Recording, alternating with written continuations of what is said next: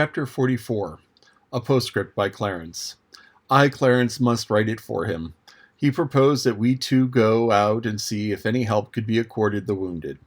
I was strenuous against the project. I said that if there were many, we could do little for them, and it would not be wise for us to trust ourselves among them anyway.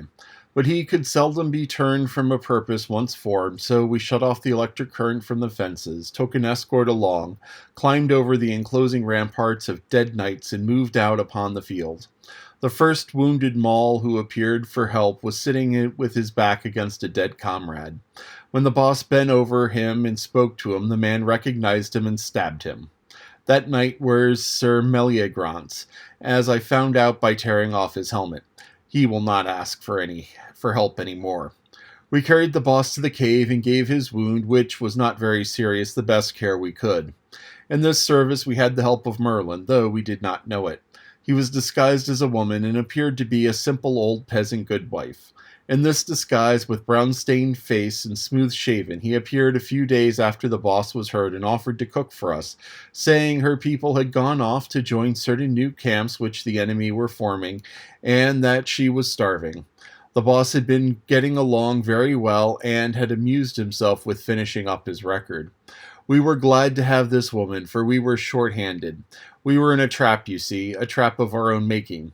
If we stayed where we were, our dead would kill us. If we moved out of our defenses, we should no longer be invincible. We had conquered. In turn, we were conquered. The boss recognized this. We all recognized it. If we could go but one of those new camps and patch up some kind of terms with the enemy. Yes, but the boss could not go, and neither could I, for I was among the first that were made sick by the poisonous air bred by those dead thousands. Others were taken down, and still others. Tomorrow. Tomorrow it is here, and with it the end. About midnight I awoke and saw that hag making curious passes in the air about the boss's head and face, and wondered what it meant. Everybody but the Dynamo watch lay steeped in sleep. There was no sound. The woman ceased from her mysterious foolery and started tiptoeing toward the door. I called out, "Stop! What have you been doing?" She halted and said with an accent of malicious satisfaction, "Ye were conquerors, ye are conquered. These others are perishing, you also. Ye shall die all in this place, every one except him. He sleepeth now and shall sleep 13 centuries. I am Merlin." Then such a delirium of silly laughter overtook him that he reeled up like a drunken man and presently fetched up against one of our wires. His mouth is spread open yet, apparently he is still laughing. I suppose the face will retain that petrified laugh until the corpse turns to dust. The boss has never stirred, sleeps like a stone. If he does not wake today, we shall understand what kind of sleep it is, and his body will then be borne to a place in one of the remote recesses of the cave, where none will ever find it to desecrate it. As for the rest of us, well, it is agreed that if any of us ever escapes alive from this place, he will write the fact here and loyally hide this manuscript with the boss, our dear, good chief, whose property it is, be he alive or dead. Final Postscript by Mark Twain. The dawn was come when I laid the manuscript aside. The rain had almost ceased. The world was gray and sad. The exhausted storm was sighing and sobbing itself to rest. I went to the stranger's room and listened at his door, which was slightly ajar. I could hear his voice, and so I knocked. There was no answer, but I still heard the voice. I peeped in. The man lay on his back in bed, talking brokenly but with spirit, and punctuating his arms, which he thrashed about restlessly as sick people do in delirium. I slipped in softly and bent over him. His mutterings and ejaculations went on. I spoke, merely a word to call his attention. His glassy eyes and his ashy face were alight in an instant with pleasure, gratitude, gladness, and welcome. "Oh, Sandy, you are come at last. How I have longed for you. Sit by me. Do not leave me. Never leave me again, Sandy. Never again. Where's your hand? Give it to me. Dear, let me hold it. There, now all is well, all is peace, and I am happy again. We are happy again. Isn't it so, Sandy? You are so dim, so vague, but you are a mist, a cloud, but you are here. And that is the blessedness sufficient, and I have your hand. Don't take it away.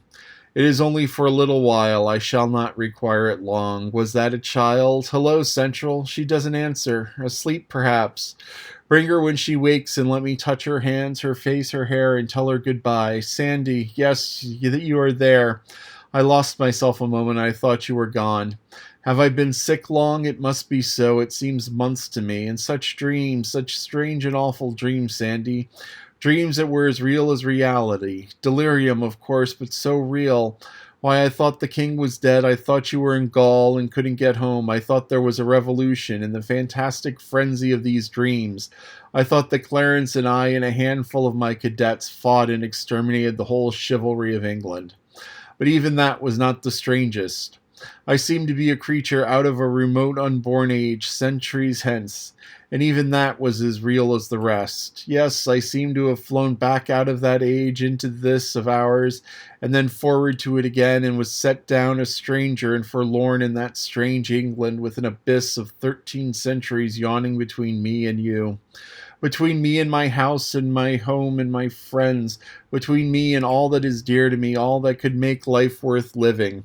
It was awful, awfuler than you can ever imagine, Sandy. Watch me, my Sandy. Stay by me every moment. Don't let me go out of my mind again. Death is nothing. Let it come, but not with those dreams, not with the torture of those hideous dreams. I cannot endure that again, Sandy. He lay muttering incoherently some little time. Then, for a little time, he lay silent, and apparently sinking away towards death.